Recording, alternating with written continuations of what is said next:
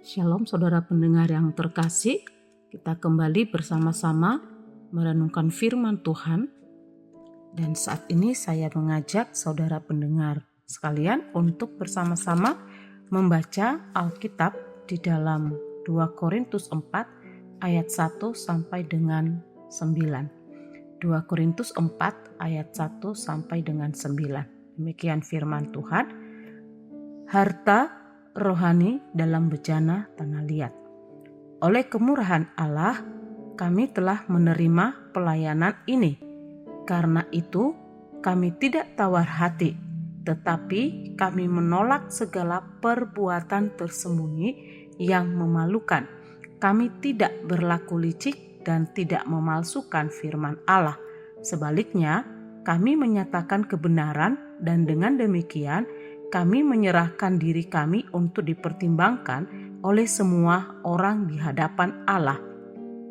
Jika Injil yang kami beritakan masih tertutup juga, maka ia tertutup untuk mereka yang akan binasa, yaitu orang-orang yang tidak percaya, yang pikirannya telah dibutakan oleh ilah zaman ini, sehingga mereka tidak melihat cahaya Injil tentang kemuliaan Kristus yang adalah gambar Allah.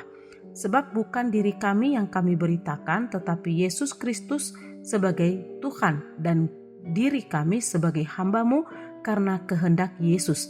Sebab Allah yang telah berfirman, dari dalam gelap akan terbit terang, Ia juga yang membuat terangnya bercahaya di dalam hati kita, supaya kita beroleh terang dari pengetahuan tentang kemuliaan Allah yang nampak pada wajah Kristus. Tetapi harta ini kami punyai dalam bejana tanah liat, supaya nyata bahwa kekuatan yang melimpah-limpah itu berasal dari Allah, bukan dari diri kami. Dalam segala hal kami ditindas namun tidak terjepit. Kami habis akal namun tidak putus asa. Kami dianiaya namun tidak ditinggalkan sendirian. Kami dihempaskan namun tidak binasa. Demikian jauh pembacaan firman Tuhan. Saudara-saudara yang terkasih, tema renungan kita hari ini adalah pelayanan yang diterima atas kemurahan Allah. Kalau kita memperhatikan pada bagian ini, kita melihat bagaimana Paulus mengkisahkan pelayanan yang dia terima dari Allah. Pelayanan yang tidak diterima dengan begitu saja, tetapi hanya karena kemurahan Allah. Nah, dalam pembicaraan Paulus ini tentang bagaimana ia bisa mendapatkan pelayanan atas kemurahan Allah itu, maka kita memperhatikan bahwa Paulus di sini mengatakan bahwa ia menerima pelayanan bukan karena usahanya sendiri, bukan karena dia lebih hebat, dia lebih cakep, tetapi hanya karena kemurahan Allah sehingga ia menerima pelayanan tersebut. Ketika kita melihat tadi di dalam ayat yang pertama, maka sana kita membaca bahwa oleh kemurahan Allah kami telah menerima pelayanan ini. Karena itu kami tidak tawar hati. Demikian juga di dalam ayat yang kelima C, dan diri kami sebagai hamba-Mu karena kehendak Yesus. Kehendak Yesus, bukan karena keinginan Paulus secara pribadi. Nah, kalau kita berbicara tentang kemurahan, maka kita melihat bahwa makna di dalam bahasa aslinya adalah belas kasihan. Belas kasihan. Seseorang yang hanya menerima sesuatu atas dasar belas kasihan. atau kasih sayang seseorang. Jadi bukan karena ia memiliki suatu kehebatan, kemampuan, atau dia lebih cakep dari yang lain, bukan. Tetapi karena belas kasihan.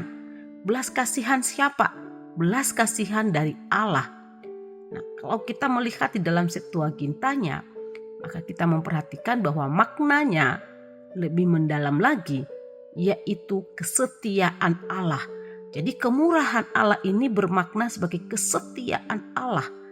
Yahweh adalah setia terhadap janji-janjinya. Maka Paulus dengan tegas berkata bahwa ketika ia bisa melayani dan menerima pelayanan yang didapatkan dari Allah, itu hanya karena kemurahan Allah, karena Allah berbelas kasihan kepada Paulus, karena Allah sayang kepada Paulus, karena Allah setia kepada Paulus, setia terhadap janji-janjinya kepada Paulus, sehingga ia bisa menerima pelayanan itu. Nah, saudara pendengar yang terkasih, selanjutnya Paulus menjelaskan karena dia sadar bahwa pelayanan yang dia dapatkan itu bukan karena ia baik, bukan karena ia cakep, tapi hanya karena kemurahan Allah. Maka kita lihat bagaimana Paulus dalam menjalankan pelayanan yang sudah diberikan Allah kepadanya. Paling tidak kita menemukan bagaimana Paulus melayani. Yang pertama, di dalam ayat yang pertama tadi di sana dikatakan tidak tawar hati. Ya, tidak tawar hati. Sekali lagi kita baca ayat ini.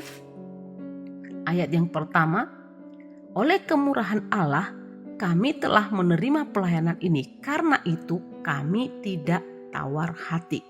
Nah, yang pertama dalam pelayanan Paulus dalam menjalankan pelayanannya adalah bahwa ia tidak tawar hati. Tidak tawar hati artinya tidak takut, tidak memiliki kekhawatiran di dalam melakukan semua tugas pelayanan yang diberikan, dipercayakan Allah.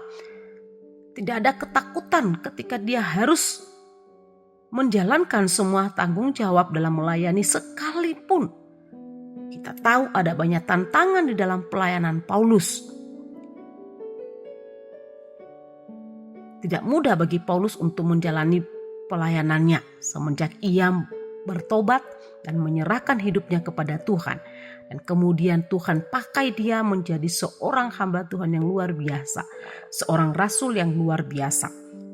Maka ada banyak hal, terlalu banyak hal yang dialami oleh Paulus. Dia pun dianiaya, dia juga masuk penjara, dia juga ditolak.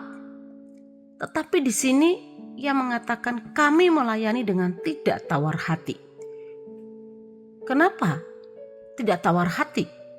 Kita bisa melihat di dalam Kisah Rasul pasal 18 ayat 9. Kisah Rasul pasal 18 ayat 9. Saya akan buka untuk kita. Kisah Rasul 18 ayat 9. Pada suatu malam berfirmanlah Tuhan kepada Paulus dan di dalam suatu penglihatan, jangan takut, teruslah memberitakan firman, dan jangan diam, sebab aku menyertai engkau dan tidak ada seorang pun yang akan menjamah dan menganiaya engkau, sebab banyak umatku di kota ini. Maka kita memperhatikan bagian ini, bagaimana Allah memberikan kekuatan kepada Paulus agar di dalam melayani pekerjaan Tuhan untuk tidak takut. Jadi jangan takut, sama dengan artinya tidak tawar hati, jangan tawar hati. Tetapi di sana ada sebuah dorongan dari Allah, tetaplah terus memberitakan firman. Jangan diam, jangan ada ketakutan, jangan diam, tapi teruslah engkau memberitakan firman. Karena apa? Dalam ayat yang ke-10, karena Allah menyertai Paulus. Allah menuntun, tidak membiarkan sendiri Paulus. Dan karena itu Allah memberikan jaminan bahwa tidak ada seorang pun yang bisa menjamah, menganiaya. Apakah betul tidak ada yang menganiaya dalam perjalanan Paulus? Ya, tentu ada. Tetapi Allah tidak pernah melepaskan. Allah senantiasa selalu menyertai Paulus.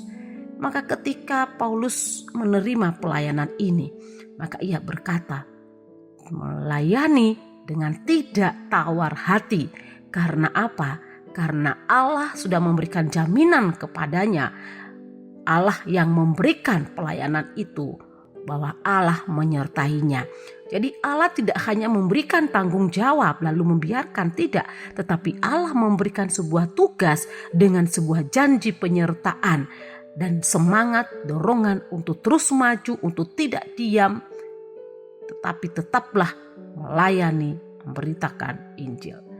Yang kedua, di sini apa yang dilakukan Paulus dalam pelayanannya, bagaimana ia menjalankan pelayanan yang diterima dari Tuhan. Yang kedua adalah menolak segala perbuatan yang memalukan. Menolak segala perbuatan yang memalukan. Di sini tadi kita lihat di dalam ayat yang kedua. Ya, ayat yang kedua. Di sana dikatakan, kita kembali kepada 2 Korintus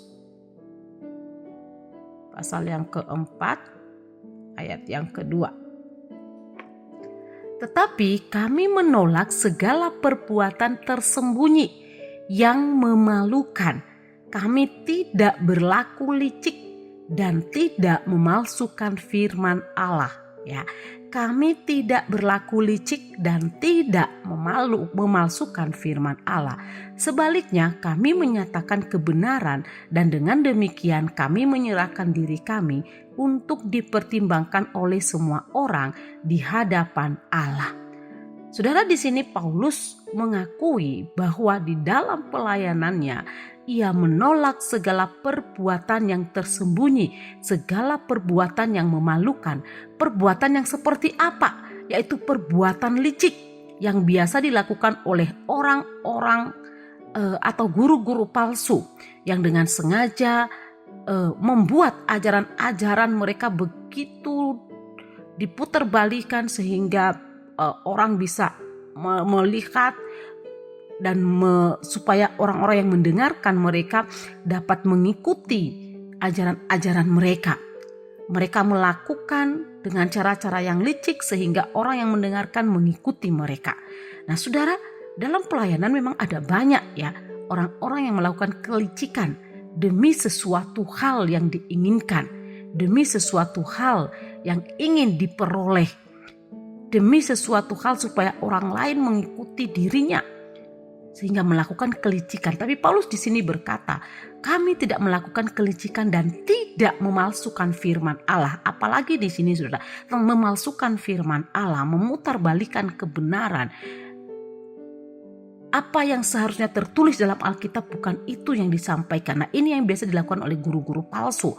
Tapi di sini Paulus menyatakan dengan tegas bahwa kami tidak melakukan perbuatan licik yang seperti itu, apalagi memalsukan firman Allah. Apa yang tertulis dengan firman Allah, dan itulah yang kami sampaikan. Kebenaran apa yang tertulis dalam Alkitab, itulah yang kami sampaikan. Saudara, kalau kita membandingkan di dalam Roma pasal 6 ayat 20 sampai dengan 21, ini sebenarnya perbuatan yang memalukan ini menunjukkan kepada perbudakan dosa, ya, perbudakan dosa.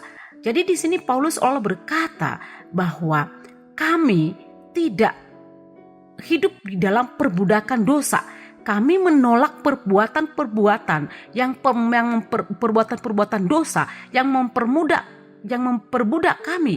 Kami sudah menerima pelayanan dari Kristus, maka kami menolak semua bentuk perbuatan yang memalukan, segala bentuk dosa yang memperbudak kami. Nah, ini yang kedua, saudara. Ini sebuah kesadaran kepada Paulus. Ia sadar bahwa ketika ia sudah bertobat kepada Tuhan dan ia sudah menyerahkan hidupnya kepada Yesus Kristus, dan pada saat itu Paulus dengan jelas dan ia benar-benar hidup di dalam Tuhan, maka ketika kita melihat firman Tuhan bahwa Paulus pun berkata bahwa hidupku yang kuhidupi sekarang adalah hidup di dalam Kristus, bukan untuk hidupku lagi, tetapi benar-benar hidup di dalam Kristus. Artinya bahwa dia tidak lagi hidup di dalam dosa. Ia betul-betul menolak, apalagi dalam melayani. Ia menolak semua perbuatan yang memalukan karena ia sudah menyerahkan hidupnya kepada Tuhan. Karena dia sudah mengenal Yesus Kristus sebagai Sang Juru Selamat dalam hidupnya dan sebagai pribadi yang begitu bermurah hati kepadanya sehingga ia menolak semua perbuatan itu. Yang ketiga di sini kita memperhatikan bahwa Paulus melakukan semua pelayanannya itu dengan berkata, kami menyatakan kebenaran yang diberitakan oleh Yesus Kristus. Dalam pelayanan Paulus, dalam menjalankan semua panggilan itu, maka yang dia kerjakan adalah tentang kebenaran Kristus, tentang pemberitaan Yesus Kristus. Tidak memberitakan kehebatannya, tidak memberitakan bagaimana dia kuat, tidak memberitakan bagaimana setelah ia tentang kesombongannya, tidak, tetapi ia memberitakan tentang Yesus Kristus. Ketika Paulus memberitakan Injil kepada beberapa orang, ya benar tidak bisa menanggapinya. Ada orang yang tidak menerima, ada orang yang tidak mendengar, ada orang yang keras hatinya. Seperti tadi yang kita lihat di dalam 2 Korintus 4 ayat yang keempat. Ya, di sana dikatakan 2 Korintus 4 ayat yang keempat. Yaitu orang-orang yang tidak percaya, yang pikirannya telah dibutakan oleh ilah zaman ini, sehingga mereka tidak melihat cahaya Injil tentang kemuliaan Kristus yang adalah gambaran Allah. Ya, karena dibutakan, kemudian kita bisa bandingkan di dalam 2 Korintus 3 ayat 14. 2 Korintus 3 ayat yang ke-14. Tetapi pikiran mereka telah menjadi tumpul, sebab sampai pada hari ini selubung itu masih tetap menyelubungi mereka. Jika mereka membaca perjanjian lama itu tanpa disingkapkan, karena hanya Kristus saja yang dapat menyingkapinya. Jadi sampai hari ini, sampai pada Paulus menulis tulisan ini, berkata bahwa tetapi pikiran mereka telah menjadi tumpul. Pikiran mereka telah menjadi tumpul. Ya, kenapa? Karena sebab sampai pada hari ini selubung itu masih tetap menyelubungi mereka. Dan kalau kita memperhatikan tadi di dalam ayat pasal yang keempat, ayat yang keempat, maka di sana dikatakan yaitu orang-orang yang tidak percaya, yang pikirannya telah dibutakan oleh ilah-ilah zaman ini. Jadi bagaimana mereka bisa tidak bisa memahami, tidak bisa mengerti firman Allah yang diberitakan itu? Maka di sini dikatakan karena mereka sudah dibutakan dengan ilah-ilah zaman ini. Saudara, ada banyak ilah kita dalam dunia ini yang membutakan kita. Nafsu dunia kita, keinginan kita, kepentingan diri sendiri, keegoisan diri sendiri, ya. Ada banyak ilah-ilah zaman ini, dan itulah yang membutakan kita untuk melihat kebenaran firman Tuhan. Dan di sini Paulus berkata, yang kami beritakan adalah Injil Kristus. Namun ketika kami memberitakan, ada banyak orang-orang yang tidak menerima, yang tidak mengerti. Karena apa? Karena mereka sudah dikeraskan hatinya. Mereka sudah dibutakan oleh ilah-ilah zaman ini. Nah, saudara yang terkasih, dalam 3 hal ini kita perhatikan bagaimana Paulus menjalankan pelayanannya. Ia tidak tawar hati, ia menolak segala perbuatan yang melakukan. Dan di dalam pelayanannya yang dia beritakan adalah Injil Yesus Kristus. Maka pertanyaannya, apakah perjalanan Paulus baik-baik saja dalam pelayanan? Tentu saja tidak, saudara-saudara yang terkasih. Kalau kita perhatikan dalam ayat yang ke-8 sampai ayat yang ke-9 tadi, di sana dikatakan bahwa dalam segala hal kami ditindas namun tidak terjepit, kami habis akal namun tidak putus asa, kami dianiaya namun tidak ditinggalkan sendirian, kami dihempaskan namun tidak binasa. Saudara, kalau kita memperhatikan di sini bahwa di dalam pelayanan Paulus tidak berjalan dengan lurus, tidak berjalan dengan mulus, tetapi selalu diperhadapkan dengan sebuah tantangan. Sekalipun ia sudah melakukan demi nama Yesus Kristus, tetapi rupanya di sana dikatakan dalam ayat yang ke-8, dalam segala hal kami ditindas. Ya, dialami oleh Paulus seperti itu. Ia terjepit namun tidak habis akal, sekalipun terjepit, sekalipun dia ditindas namun dia tidak terjepit. Dia tidak susah, dia tidak mengalami kesusahan.